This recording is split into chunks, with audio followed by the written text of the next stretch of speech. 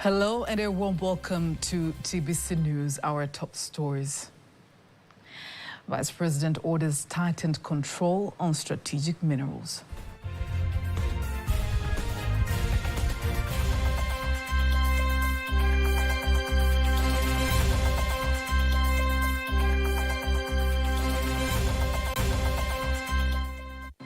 TRA large taxpayers meet.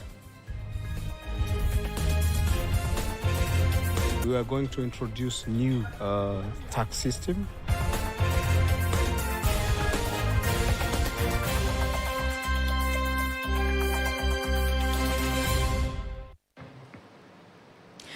Good evening, I am Wenda Gaga. You can also follow us live via our YouTube channel, TBC Online. Also, get all the latest news through our Instagram, Facebook and X pages at TBC Online. Vice President Dr. Fumphu Pango has instructed the Ministry of Minerals to strategically manage the key minerals found in the Dodoma region so that they benefit the people of the region.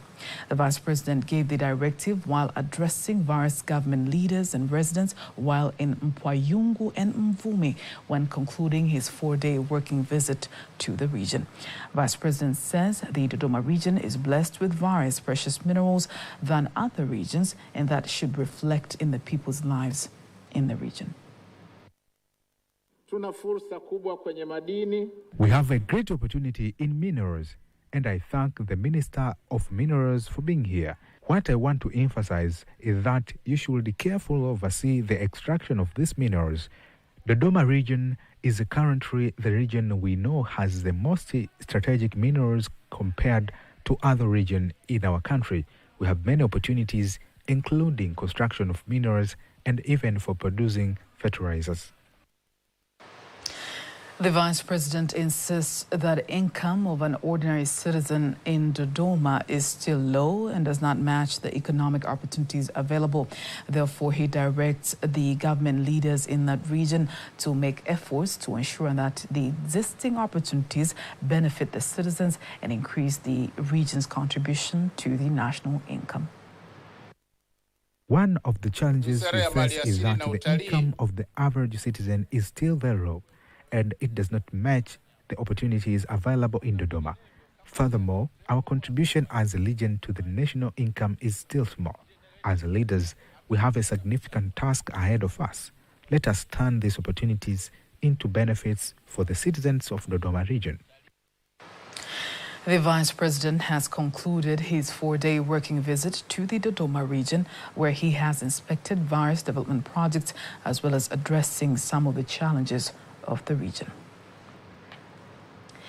The Vice President, Dr. Fumphu Pango, has emphasized the importance of participation of agricultural colleges and universities in the Building a Better Tomorrow project, BBT, so as the students learn modern agriculture practically. Here are more details.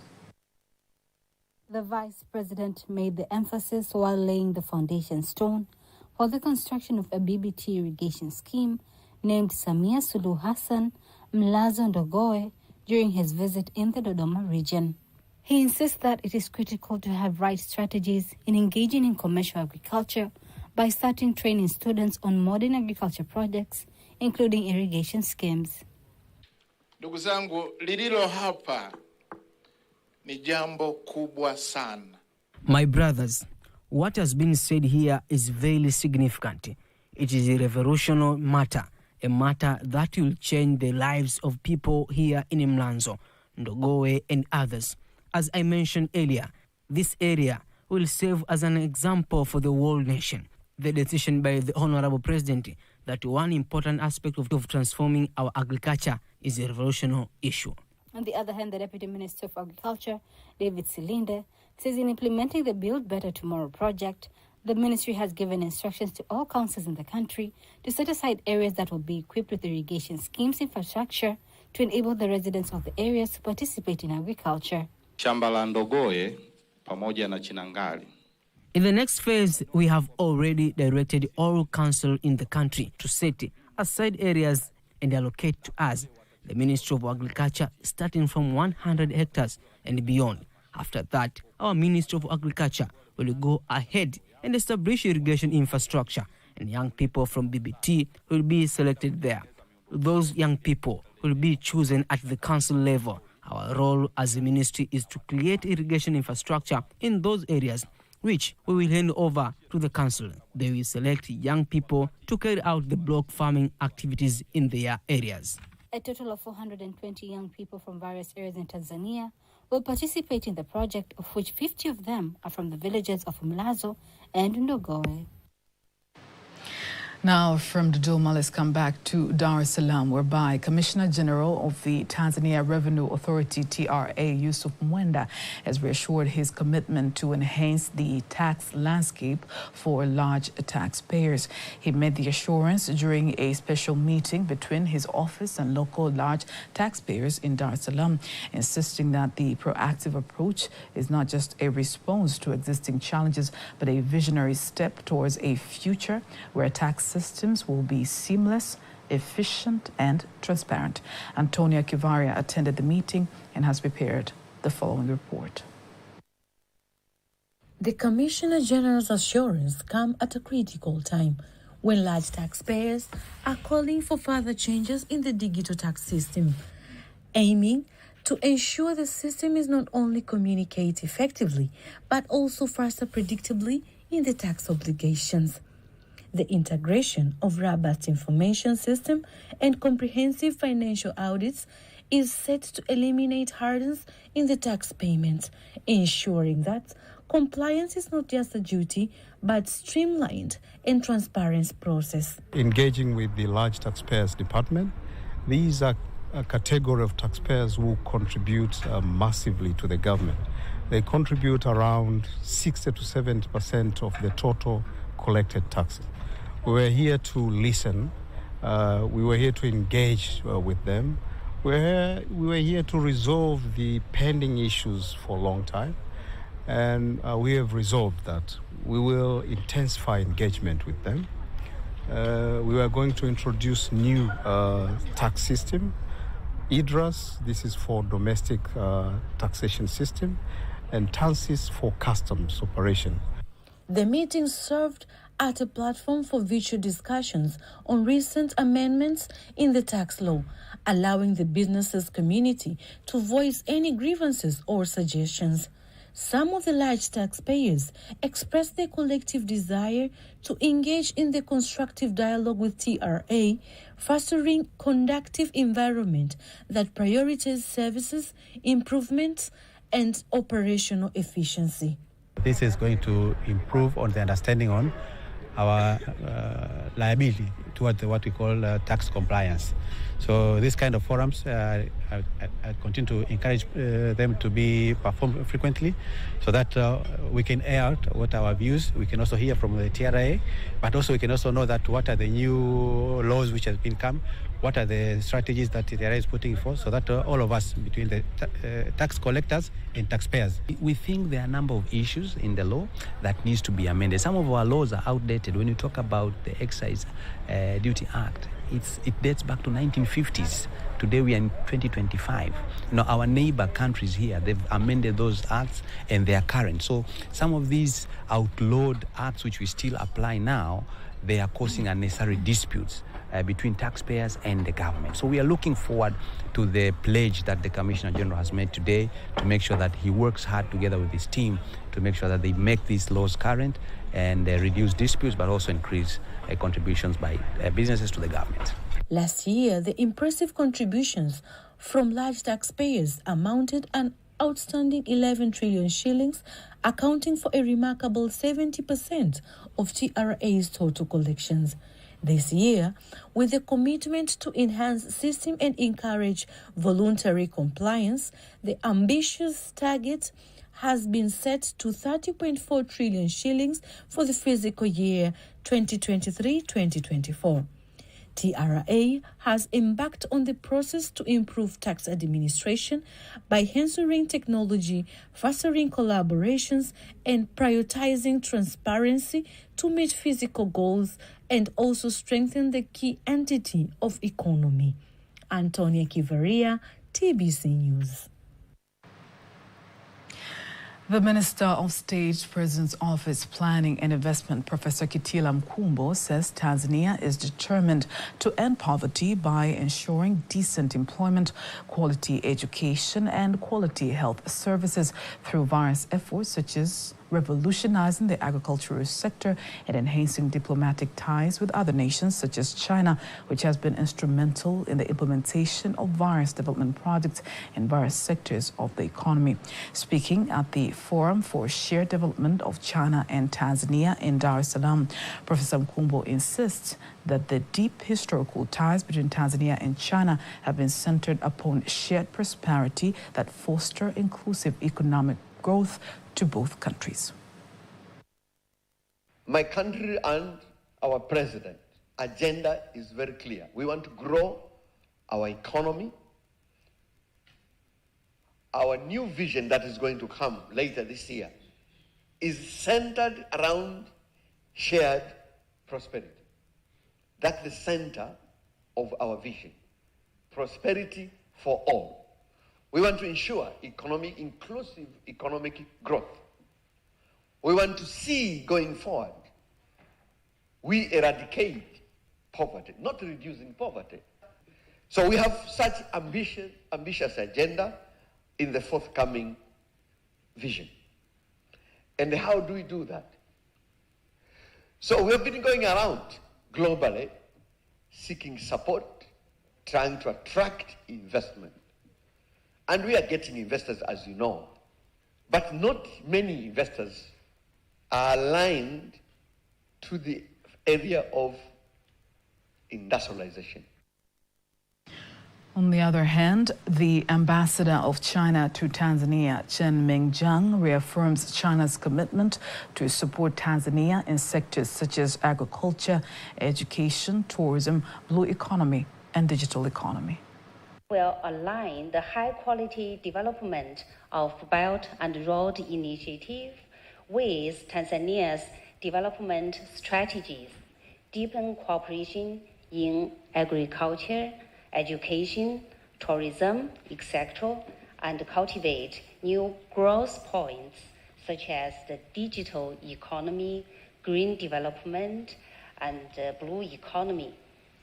The Chinese side is willing to work with the Tanzania side to implement the initiative on supporting Africans' industrialization, supporting Africans' agricultural modernization, and plan for China-African cooperation on talent development, proposed by President Xi Jinping. 60 years, it has been unshakable.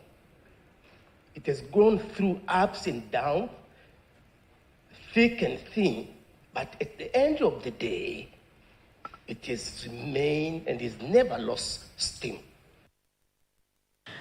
The Forum for Shared Development of China and Tanzania has been held ahead of the 2024 summit of the Forum on China-Africa Cooperation, FOCAC, which will be held in Beijing from the 4th to the 6th of September. In other news, Secretary General of the East African Community, Veronica Nduva, calls on the member countries to unite rather than compete so as to claim their rightful dominance in business and trade in the continent and globally. The Secretary General made the call in Arusha during a table discussion involving CEOs of the East African Business Council, EABC, stressing that the goal should be to create a new way of trade and investment within the member countries and beyond. Here are more details.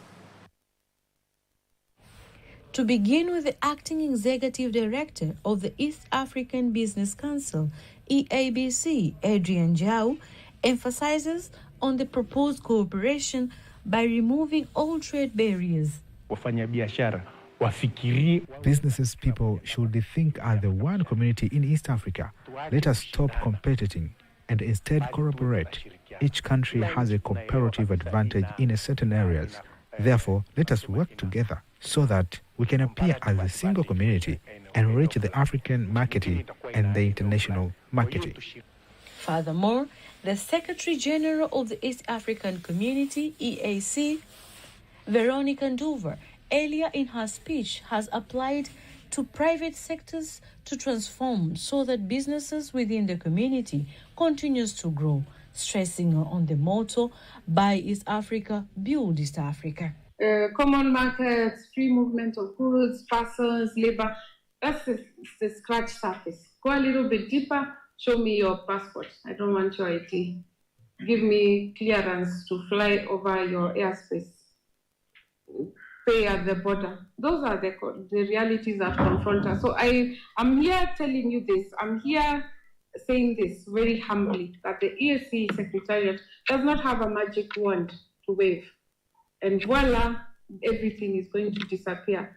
It has to take all of us. Samuel Nyantahi from Confederation of Tanzanian Industries, CTI, insisted community should focus on the implementation of its plans to bring about economic results to the people.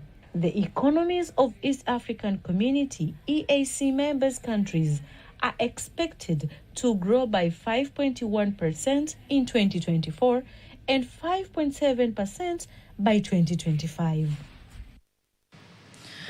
The 6th China-Africa Media Cooperation Forum and China-Africa Think Tank High-Level Dialogue, which is attended by more than 500 participants from China and representatives from over 40 countries around the world, has underscored on the need to join hands on the path towards modernization ready for the 9th China-Africa Cooperation Forum, FOCAC.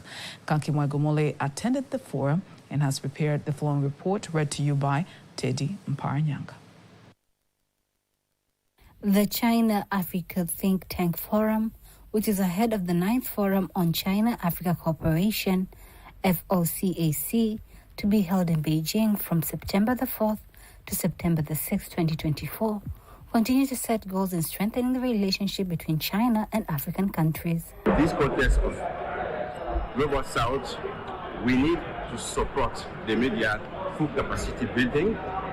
And as you may know, UNESCO has a long-standing cooperation with China, but also with African Union. And so we need to support the two parties, okay, to put in place better and relevant cooperation to strengthen the capacity of the journalists, to support the technicians, by providing also the infrastructure in this context. This Chinese model, China-Africa cooperation, is suitable for the development of Africa in the sense that it is a win-win strategy where African countries actually benefit from the works of or projects of the Belt and Road Initiative.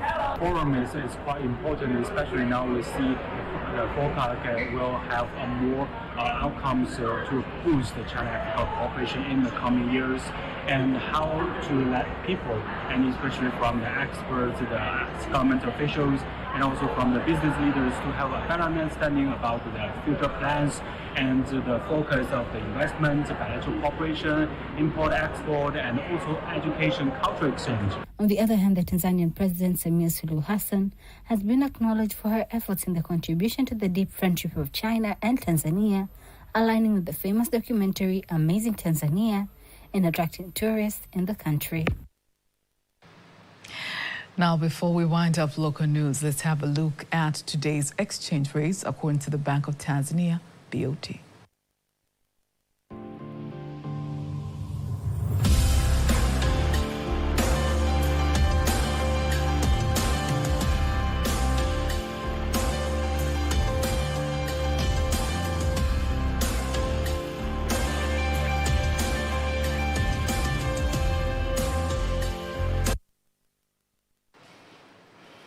Do not miss TBC News every weekday to know all the latest in exchange rates.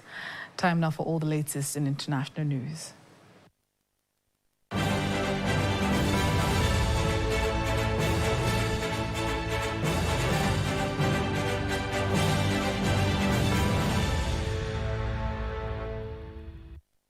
And here is international news as compiled and read to you by Lulua Mohammed. Thousands of judicial workers and judges have gone on strike in Mexico as President Andrés Manuel López Obrador, known as AMLO, seeks to advance a massive overhaul of the country's courts. At the core of the proposed reforms is a controversial plan to elect federal judges, including Supreme Court appointees and electoral magistrates by popular vote. López Obrador said that the change is needed to root out corruption. However, critics see the move as the latest salvo in the ongoing tensions between López Obrador and the judiciary. The Republican presidential candidate in the U.S., Donald Trump, has held his first outdoor rallies since he was targeted in an assassination attempt in July this year. Trump spoke behind protective glass in North Carolina, where extra security, including sniper teams, were deployed around the area.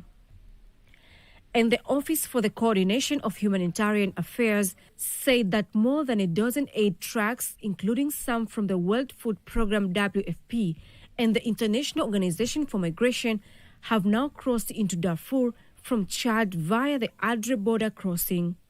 According to a UN spokesperson, WFP trucks were carrying grains that will benefit at least 13,000 people who are at risk of famine in the Kerenek area of West Darfur. It is said that the Adre crossing from Chad is the most effective and direct way to deliver humanitarian assistance to Sudan at a scale and speed required to respond to the huge hunger crisis in the country. That was international news. Sports news up next.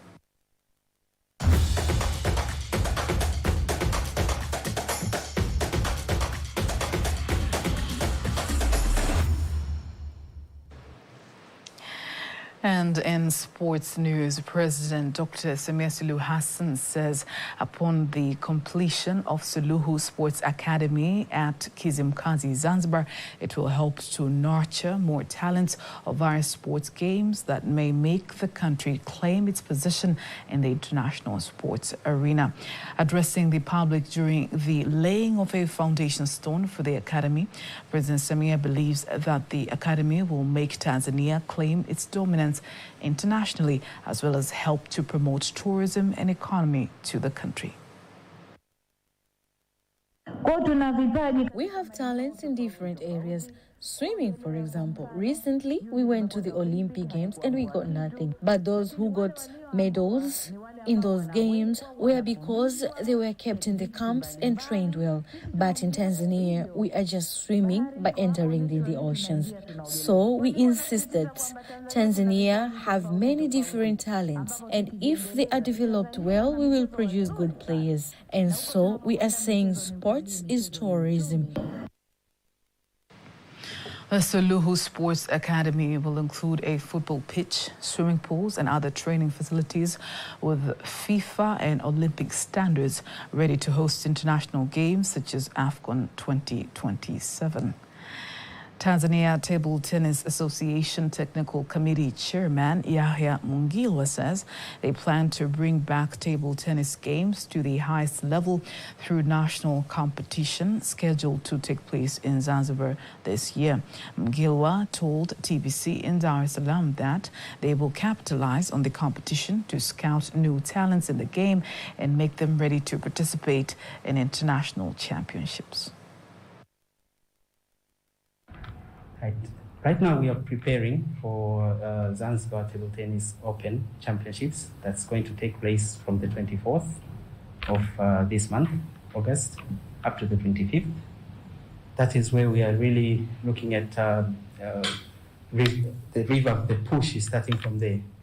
And then thereafter we're going to have various tournaments that are coming. We've got the Chinese Friendship Tanzania Chinese Friendship tournament that is coming from the 16th of September, and then we have Dar es Salaam Open that is coming on in November. We haven't set the date yet, and then we have Tanzania Open. Now that's the mother of all tournaments that we have in Tanzania. Tanzania Sports Council TSC Information Officer Najaha Bakari calls on sports associations in the country to establish permanent offices in their areas so as to attract sponsorships and investors. Speaking to TBC in Dar es Salaam, Bakari insisted that the lack of permanent offices for many sports associations have caused many sponsors and investors be reluctant to invest.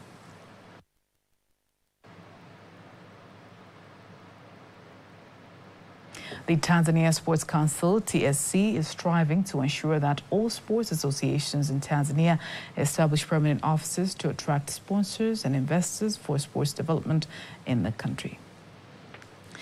And that's it for sports. Now, before we wind up, let's take a look at the weather forecast for the next 24 hours. Right now we are preparing. Viewers, this is Amina Saleh from Tanzania Meteorological Authority. Welcome to 24 weather forecasting starting from tonight. The wind is expected to flow at the speed of 30 km per hour over the entire coast, and the state of the sea is expected to be moderate. Over the major lakes, the wind is expected to flow at the speed of 30 km per hour, and the state of the lakes are expected to be moderate. And for tonight, the cooler condition is expected in most parts of the country, and the minimum temperature is expected to be 9 over Njombe region. For tomorrow, part of northern coast, which include Tanga, Dar es Salaam, Pwani including Mafia Isles and Isles of Unguja and Pemba, are expected to feature partly cloudy condition, light rain showers over few areas. And the rest part of the country are expected to feature partly cloudy conditions. Now let's have a look on 4 days weather forecasting. Over Dar es Salaam, maximum temperature of 30 is expected. Dodoma, dry condition with minimum temperature of 15 is expected. Over Mbeya region, dry condition with a minimum temperature of 10 is expected. Over Mwanza, mainly dry condition is expected. Kilimanjaro, dry condition with a minimum temperature of 15 is expected. Morogoro region, partly cloudy condition is expected. Over Arusha, mainly dry condition with minimum temperature of 15 is expected. From Tanzania Meteorological Authority, thanks for watching and have a good night. And that marks the end of the news bulletin for tonight. Don't miss our next bulletin in Kiswahili at 11 p.m. I am Faith Ngaga. Good night.